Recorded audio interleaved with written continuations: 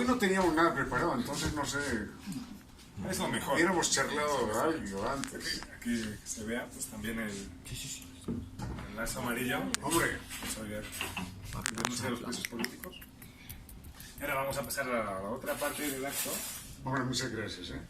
Es algo que teníamos pendiente hace mucho tiempo. Ramiro, agradecerte esta visita y que siempre hayas tenido esta diferencia con Cataluña y esta estima y este apoyo que siempre nos has dado, siempre que hemos venido a tu emisora nos has dado espacio para difundir la cultura y la situación de Cataluña en estos momentos, en estos últimos años.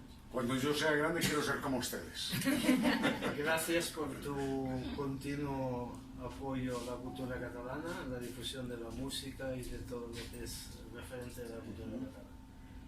Entonces, tú desde hace años eres socio del Casal, pero por lo que hemos dicho, unos 15 años o puede, desde que te incorporaste a este grupo.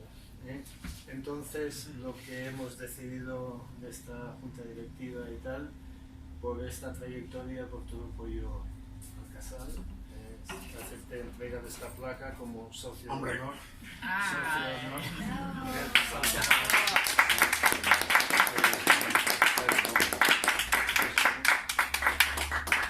Gracias a todos. Gracias, mi querido hermano. Muchas gracias. Esto para mí es algo muy importante y hará parte de mi vanidoteca personal. Muchísimas gracias. Los quiero mucho y esto para mí es invaluable. Muchas gracias, me siento muy orgulloso y ojalá algún día sea merecedor de tanto cariño, de tanto reconocimiento. Sí, muchas gracias. Estoy muy feliz, ¿eh?